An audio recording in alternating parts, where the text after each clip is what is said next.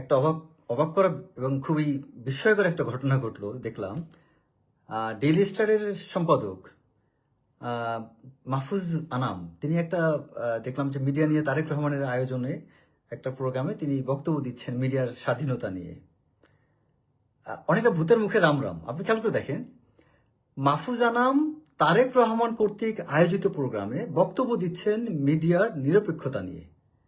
অথচ এখানে সবচেয়ে বিগেস্ট কোশ্চেন, আমি জানি না এই বাংলাদেশের চাটুকারদের কারণে বা বিএনপিতে হয়তো কিছু চাটুকার থাকার কারণে বা যেগুলো সময়ের সাথে তাল মিলানোর চেষ্টা করে, একটা বিএনপি নেতা একজন ব্যক্তি প্রশ্ন করলো না মাহফুজ আনামকে যে মাহফুজ আনাম, আপনি যে মিডিয়ার স্বাধীনতার কথা আজকে বলছেন তারেক রহমান কর্তৃক আয়োজিত প্রোগ্রামে, একবার তো তারেক রহমানের মতো উদারতা নিয়ে বলতে সরি বলতে পারলেন না, অ্যাপোলজি করতে পারলেন না যে Tarique Rahman I owe an apology, এটা বলতে পারলেন না যে এই আপনি একপাক্ষিকভাবে তারেক সাহেবকে নিয়ে যখন নিউজ করেছিলেন তত্ত্বাবধায়ক গভর্নমেন্ট পিরিয়ডে, যখন তারেক রহমানের নামে এইটা ওইটা দুর্নীতি আপনার সেই তাকে নিয়ে বিভিন্ন নিউজগুলা এই মাহফুজা নামের ডেইলি স্টারে যখন হলো, সেটা কোন ধরনের নিরপেক্ষতা ছিল?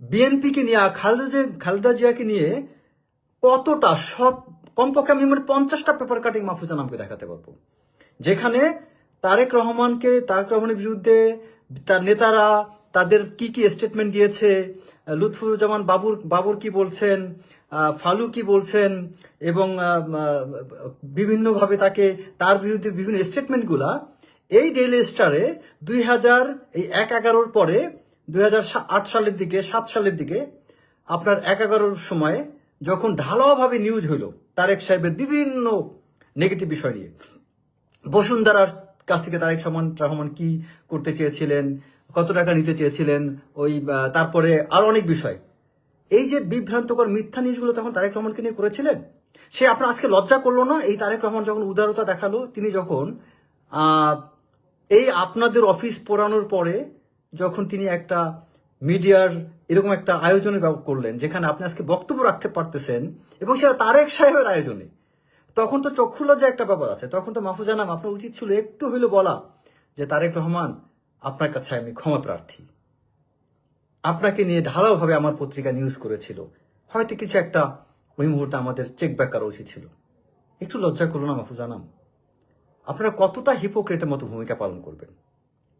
এই ডেইলি স্টার পোড়ানোকে আমি কখনোই সমর্থন করি না, কিন্তু মিডিয়ার স্বাধীনতাকে সবসময় আমি সম্মান করি, কিন্তু এই ডেইলি স্টার পূর্বে যা করেছে এই বাংলাদেশের মানুষের বিভিন্ন ধর্ম, আমাদের ধার্মিক লোকগুলোকে, হিজাবি মেয়েদের বিরুদ্ধে, যখন আপনার আওয়ামী লীগ সরকার পিরিয়ডে যখন বিভিন্ন জনকে গুম খুন করা হয়েছে, আপনি হ্যাঁ গুমের বিরুদ্ধে কিছু নিউজ করছেন আপনার, ঠিক আছে, কিন্তু বিশেষ করে আমাদের ধার্মিক শ্রেণী মানুষগুলো নিয়ে যখন ডেইলি স্টার জঙ্গি তকমা দিয়ে নিউজ করেছিলেন, যখন তারেক সাহেবকে নিয়ে আজেবাজে নিউজ করেছিলেন, তখন আপনাদের বিবেক একটু বাধা দেয়নি? এবং আপনার কি আজকে একটু লজ্জা করছে না যে আজকে এই তারেক রহমান কর্তৃক আয়োজিত প্রোগ্রামে আপনি বক্তব্য রাখতেছেন কিন্তু সরি বলতেছেন না তাকে, এবং এই আপনার বক্তব্যের এই দুর্দিনে আপনাকে কথা বলার সুযোগটা তারেক রহমান করে দিয়েছেন। আর এই আপনি আপনার পত্রিকায় খালেদা জিয়ার বিরুদ্ধে, বিএনপির বিরুদ্ধে, তারেক রহমানের বিরুদ্ধে একদম পরিকল্পিতভাবে পার্টিকুলারলি তাদের কয়েকজন নির্দিষ্ট ব্যক্তিকে নিয়ে আপনি যখন ঢালাওভাবে মিডিয়ার প্রোপাগান্ডা চালিয়ে গিয়েছেন বিএনপিকে ডিস্ট্রয় করার জন্য, তখন কোথায় ছিল আপনার এই ডেইলি স্টারের নিরপেক্ষতা? তখন কোথায় ছিল ডেইলি সাংবাদিকদের স্বাধীনতা, মত প্রকাশের স্বাধীনতা? মত প্রকাশের স্বাধীনতা কি ওইটাকে কখনো মত প্রকাশের স্বাধীনতা বলে? যখন আপনি নির্দিষ্টভাবে পার্টিকুলারলি কোনো পলিটিক্যাল লিডারকে, পলিটিক্যাল পার্টিকে যখন আপনি প্রোপাগান্ডার মাধ্যমে, মিথ্যা প্রচারণার মাধ্যমে তাদেরকে যখন ক্যারেক্টার অ্যাসাসিনেশন করবেন, যখন আপনি স্মিয়ার ক্যাম্পেইন করবেন, সেটা কি নৈতিকতা লঙ্ঘন না? যাই হোক, আমি মনে করি এই প্রোগ্রামে, আজকে তারেক রহমানের এই প্রোগ্রামে উচিত ছিল কোনো না কোনো একজন ব্যক্তির প্রশ্ন তুলে দেওয়া যে আপনি একটা বারের জন্য কি আপনার সরি বলা উচিত না, অ্যাপোলজি প্রকাশ করা উচিত না যে আপনি কি করেছেন 11 পরে, আওয়ামী লীগের সময় কি করেছেন, আপনার অতীতে আপনি হ্যাঁ একটা দুইটা গুম নিয়ে তারপর কিছু দুর্নীতি নিয়ে ব্যাংকের কিছু বিষয় নিয়ে রিপোর্ট হ্যাঁ ভালো করছেন, আই অ্যাপ্রিসিয়েট।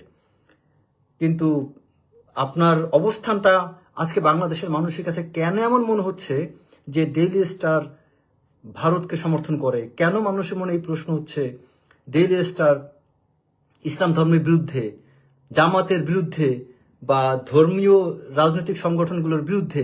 এই পারসেপশনটা কেন তৈরি হবে? আপনি একজন সাংবাদিক, আপনি সবার জন্য সমালোচনা করবেন, সবার জন্য আপনি সমর্থন করবেন, আর না হয় কাউকেই করবেন না। আপনার অবস্থানটা নিরপেক্ষ থাকবে। আপনি পার্টিকুলারলি নির্দিষ্টভাবে আপনি কিছু দলকে কেন আপনি টার্গেট করে নিউজ করতে থাকবেন? আশা করি আল্লাহ মাহফুজা নামকে হেদায়েত দিবেন।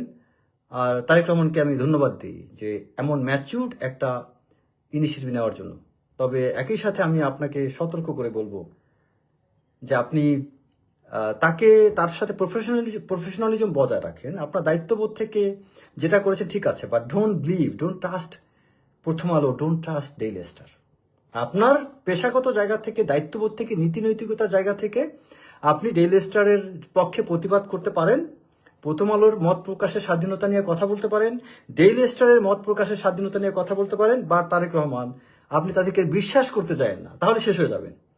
বিএনপি যারা আমার এই বক্তব্যটা শুনতে পাচ্ছেন, দয়া করে প্রত্যেকে এটা শেয়ার করবেন যাতে এটা বিএনপি সবার কাছে এই বার্তাটা যায়।